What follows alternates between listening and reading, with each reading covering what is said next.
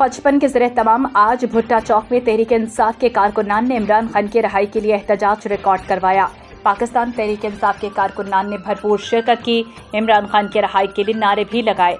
Report कर रहे हैं हमारे रिपोर्टर खुरम शहजाद। जी खुरम, बताइएगा क्या तफसीलात है? जी, मैं इस वक्त मौजूद हूँ लाहौर के हल्का PP 155। बात की जाए इलाके की तो ये इलाका डिफेंस का इलाका है। भट्टा चौक के करीब पाकिस्तान तहरीक इंसाफ के कारकुनान की बड़ी तादाद रैली की सूरत में पुरअमन एहतजाज रिकॉर्ड करवाते नज़र आ रही है। कारकुनान की बड़ी तादाद जिसमें मर्द, बच्चे, ख़वातीन शामिल हैं। इमरान खान की रिहाई के लिए शदीद नारेबाजी भी की गई।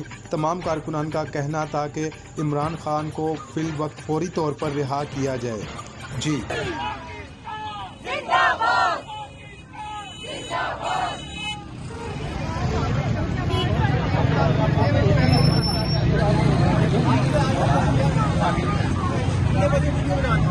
यार अपने बंदे वीडियो कौन बचाएगा पाकिस्तान?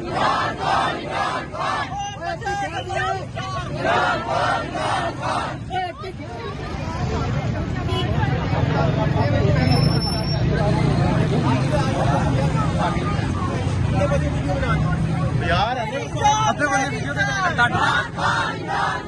कौन बचाएगा पाकिस्तान?